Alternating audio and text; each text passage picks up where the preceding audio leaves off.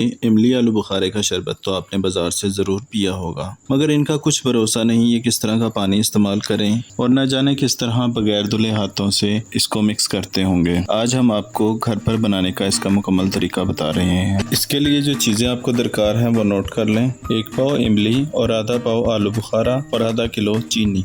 इमली और आलू बुखारे को भिगो कर रखते हैं। इमली को 3 घंटे भिगोने के बाद छाननी की मदद से इसका पल्प अलग कर लें। शरबत की तैयारी के लिए सबसे पहले हम शीरा तैयार करेंगे। शीरे के लिए 1 लीटर से थोड़ा कम पानी में आधा किलो चीनी डालकर इसे तकरीबन 10 से 12 मिनट पकाएं हल्की आंच पे। शीरा गाढ़ा होने पर जो आलू बुखारा हमने भिगोया था उसमें से पानी निकाल कर इसमें शामिल कर दें और इसे मज़ीद 5 मिनट और पकाएं।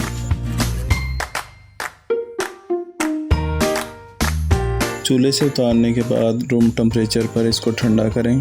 उसके बाद किसी खुले मुंह वाली बोतल में इसको महफूज कर लें।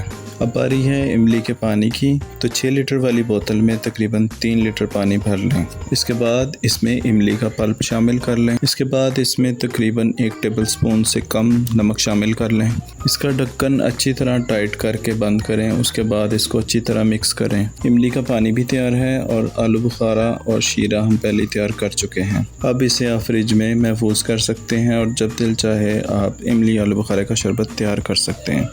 इसकी तैयारी का तरीक़ाकार कुछ इस तरह है। एक गिलास में इमली का पानी लें, हस्बे ज़ायक़ा शीरा शामिल करें और आलू बुखारा भी डाल लें। अगर गलती से मीठा ज़्यादा हो जाए तो इसमें पानी शामिल करके आप मिठास नॉर्मल कर सकते हैं। इसके बाद इसमें हस्बे ज़ायक़ा काला नमक शामिल करें और अच्छी तरह मिक्स करके बर्फ़ डालकर ठंडा करें और ख़ुद भी पिएं और अपने मेहमानों को भी पेश करें।